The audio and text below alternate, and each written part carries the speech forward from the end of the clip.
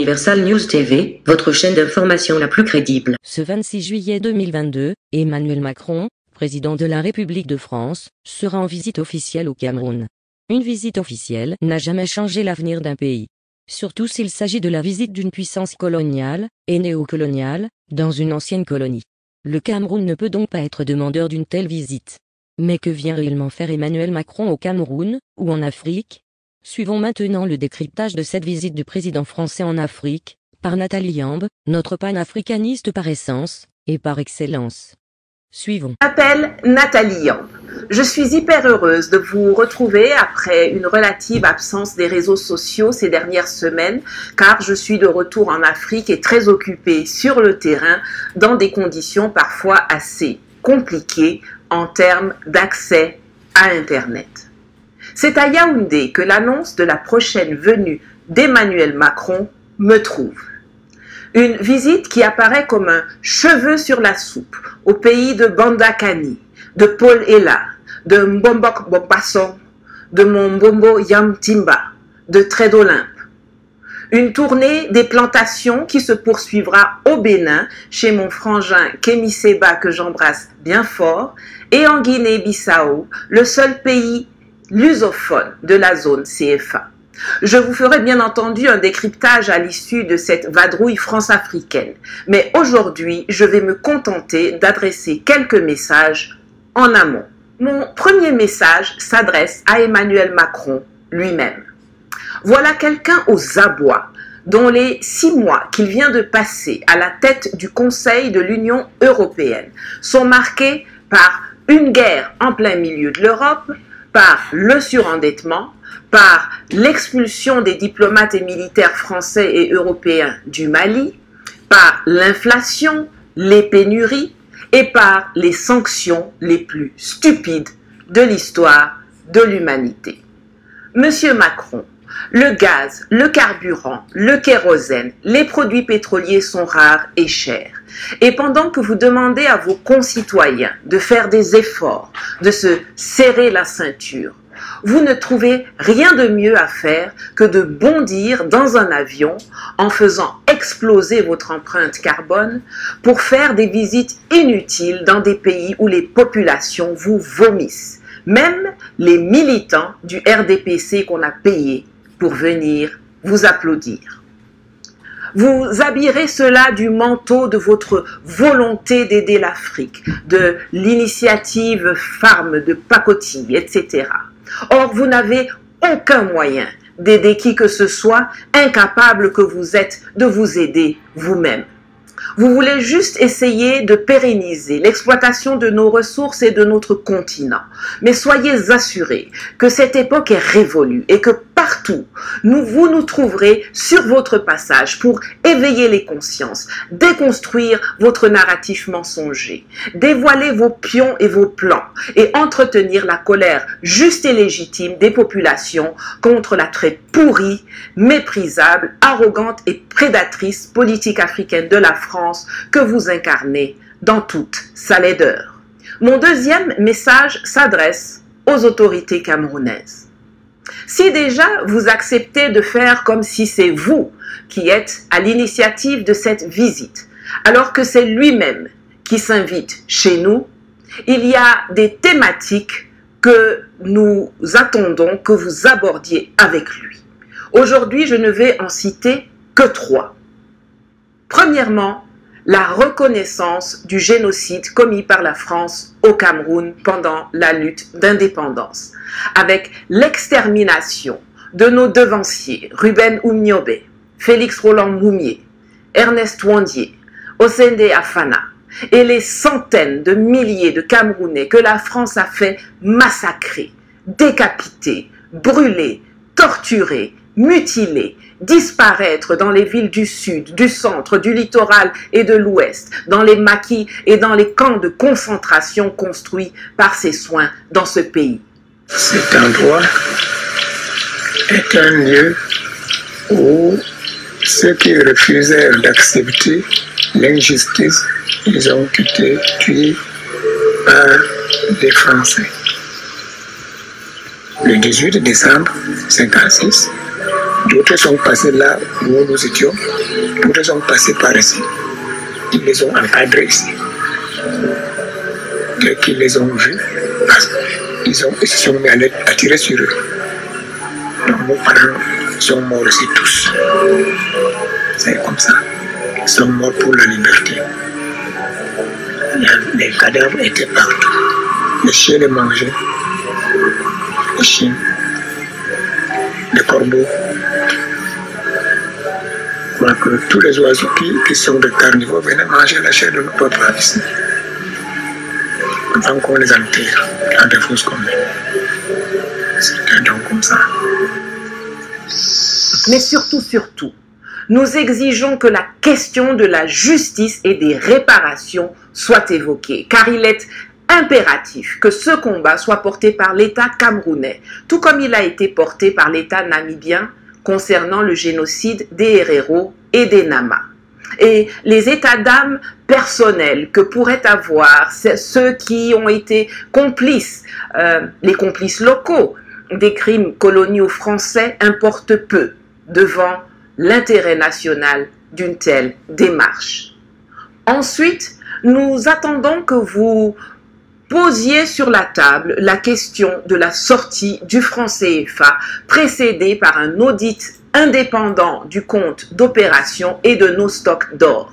Et enfin, nous voulons vous entendre parler du rapatriement massif et non au compte-gouttes de nos objets cultuels et culturels, pillés pendant la colonisation et kidnappés depuis lors dans des musées français et européens et par des receleurs privés connus de tous. Mon troisième message s'adresse à tous les prostituées politiques qui se bousculent au portillon france-africain pour se positionner dans les bonnes grâces de Paris.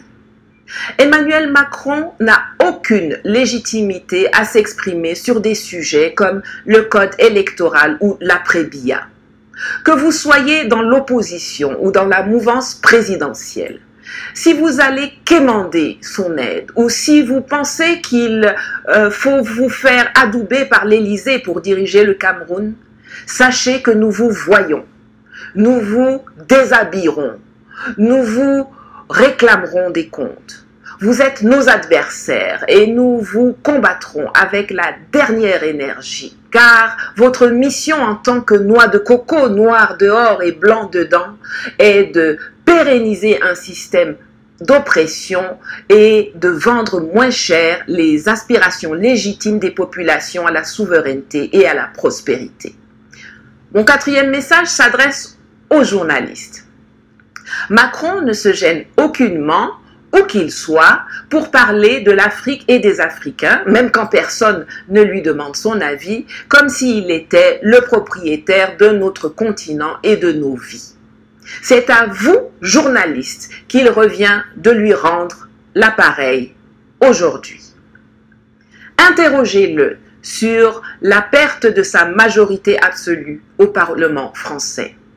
Abordez la question de l'incapacité de la France à veiller à l'application des accords de Minsk par l'Ukraine qui aurait évité l'opération militaire russe. Demandez-lui pourquoi le groupe paramilitaire russe Wagner ne le dérangeait pas du tout quand l'armée française travaillait à ses côtés et partageait le même camp en Libye de 2018 à 2020 pour soutenir l'offensive du général Haftar. Questionnez-le sur l'occupation illégale par la France des îles éparses qui appartiennent de droit à Madagascar, mais que Paris refuse de quitter, ainsi que sur l'indépendance de la Polynésie que l'ONU a inscrite depuis mai 2013 sur la liste des territoires à décoloniser. Parlez de la répression judiciaire à laquelle doivent faire face les grands frères en Guadeloupe. Appliquons sans complexe la réciprocité en termes d'ingérence dans les affaires intérieures. Ça nous changera des gesticulations et des hurlements sur les plateaux télé et radio. Mon dernier mot s'adresse aux populations africaines. Qu'un président français aux abois vienne chercher à défendre ses intérêts, on ne peut pas le lui reprocher. Mais chacun d'entre vous doit savoir qu'en Afrique, les intérêts qui doivent être défendus sont d'abord les intérêts des Africains, avant ceux des Français, des Européens, des Occidentaux ou des étrangers de façon générale. 42 ans après les pseudo-indépendances, la séparation qui doit exister entre nous, ce n'est pas la nationalité, ce n'est pas l'appartenance ethnique ou religieuse, ce n'est pas la langue coloniale que nous parlons. L'unique ligne de démarcation qui doit exister est celle qui sépare ceux qui veulent rester dans l'enclos français et nous maintenir dans la pauvreté et le sous-développement, et ceux qui choisissent d'en sortir pour construire une Afrique prospère, libre et fière. J'en ai fini pour aujourd'hui. Je vous reviendrai pour faire le décryptage de tous les enjeux et les non-dits à l'issue de la tournée de Macron dans les colonies du Cameroun, du Bénin et de la Guinée-Bissau. D'ici là, merci à toutes celles et tous ceux qui m'ont abreuvé de bénédictions et de vœux pour mon anniversaire, et que la dignité soit avec vous. Meyega. Hello, my name is Nathalie Young. I'm very happy to be back after an absence from social networks in recent weeks. I've been traveling a lot in Africa with sometimes limited access to the internet. I am in Yaoundé as the announcement of Emmanuel Macron's upcoming visit in Cameroon is made. The plantation tour will continue in Benin, where my brother Kemi Seba is staying, and in Guinea-Bissau, the only Portuguese-speaking country in the CFA zone. I will obviously provide a decrypting at the end of this France-African tour, but for today, I will just send a few messages up front. My first one is addressed to Emmanuel Macron himself. Here is someone in disarray whose 6 months at the head of the European Union Council have been marked by a war in the middle of Europe, by over-indebtedness, by the expel of French and European diplomats and soldiers from Mali, by inflation, shortages, and by the most stupid sanction in the history of humanity. Mr. Macron, gas, fuel, kerosene, oil products are scarce and expensive. And while you ask your fellow citizens to make efforts to tighten their belts, you find nothing better to do than to jump on a plane, exploding your carbon footprint, to make useless visits to countries where the population vomits you. And I'm also talking about the CPDM people who have been paid to applaud you. Once again, you will pretend your will to help Africa, promote your rubbish farm initiative, etc. But you have no way of helping anyone, unable as you are to help yourself. You just want to try to perpetuate the exploitation of our resources and our continent. But rest assured that this area is over, and that everywhere you go, you will find us raise awareness, deconstruct your lies and your false narrative, reveal your pounds and your plans, and entertain the just and legitimate anger of the populations against the very rotten, despicable, arrogant, and predatory African policy of France that you embody in all its ugliness. My second message is towards the Cameroonian authorities. If you already agree to act as if you are the one who initiated this visit, while it is Macron who invites himself, there are issues that we expect you to address with him. Today, I will only mention 3 of them. First, the recognition of the genocide committed by France in Cameroon during the independence struggle. with the extermination of our predecessors and heroes, Ruben Umniobe, Félix Roland Moumié, Ernest Ouandié, Osende Afana, and the hundreds of thousands of Cameroonians that France has massacred, beheaded, burned, tortured, mutilated, abducted in the south, in the center, the littoral, and the west, in the maquis and in the concentration camps they built in this country.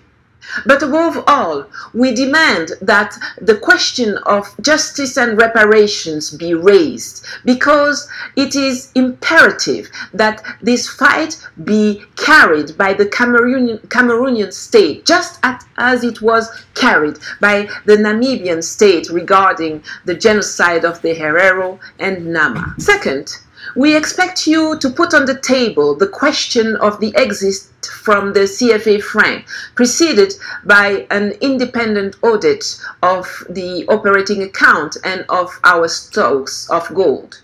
Eventually, we want you to talk about the massive repatriation, and I'm not saying in drips and drabs, of our cultural and religious objects looted during colonization and kidnapped by French and European museums and by private receivers known to all. My third message is addressed to all the political prostitutes who are jostling each other at the France-Afrique gate to position themselves in the good graces of Paris. Emmanuel Macron has no legitimacy to speak on issues such as the electoral code or the post-Biya era. Whether you are in the opposition or in the presidential movement, if you go begging for his help, or if you think you need to be endorsed by the Élysée to lead Cameroon, know that we see you, we will expose you, and we will hold you to account. You are our adversaries, and we will fight you with the utmost energy, because your mission as a coconut, black outside and white inside, is to perpetuate a system of oppression and to sell at a lower price the legitimate aspirations to sovereignty and prosperity of the populations. My fourth message is to journalists. Macron has no qualms talking about Africa and Africans wherever he is, even when no one asks, as if he owns our continent and our lives. It is up to you, journalists, to return the favor today. Ask him about the loss of his absolute majority in the French Parliament. Ask him about France's inability to ensure the application of the Minsk agreements by Ukraine, which would have avoided the Russian military operation. Ask him why the Russian paramilitary group Wagner didn't bother him at all when the French army was working alongside them and sharing the same campus in Libya from 2018 to 2020, when they all together supported General Haftar's military offensive. Ask him about France's illegal occupation of the Île-et-Passe, the scattered islands, which rightfully belong to Madagascar, but which Paris refuses to leave, as well as about the independence of Polynesia, which the UN has included since May 2013 on the list of territories to be decolonized. Ask him about the judicial repression faced by the big brothers in Guadeloupe. Let's confidently apply reciprocity in terms of interference in internal affairs. My last word is addressed to the African populations. We cannot blame a desperate French president for trying to defend his interest, but each one of you must know that in Africa, the interests that must be defended are first and foremost the interests of Africans, way before those of French or any foreigners. 42 years after the so-called independence. The separation between us must not be the nationality, not the ethnic or religious belonging, and not the colonial language that we speak. The only line of demarcation that must exist is the one that separates those who want to remain in the French enclosure and keep us in poverty and underdevelopment, and those who choose to leave it to finally build a prosperous, free, and proud Africa. That's it for today.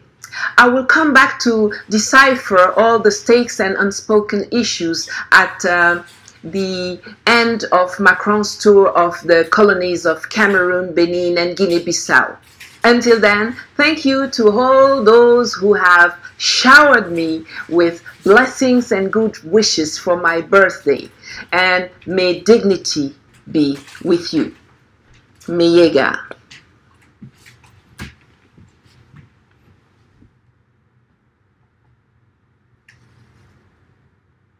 En fait, Macron vient certainement au Cameroun, pour s'assurer que, les vagues de contestation anti-française, sont encore maîtrisables dans ce pays. La France est préoccupée par la succession politique au Cameroun, qui doit d'après elle, rester sous son contrôle. Ici, Christine Muriel, pour Universal News TV. Merci de suivre Universal News TV sur YouTube, nous vous rassurons que les informations que nous diffusons au quotidien sont suffisamment crédibles. Alors, n'hésitez pas à liker la vidéo si elle vous plaît, et si vous êtes nouveau sur la chaîne. N'oubliez pas de vous abonner et d'activer la cloche de notification pour ne pas rater nos prochaines vidéos.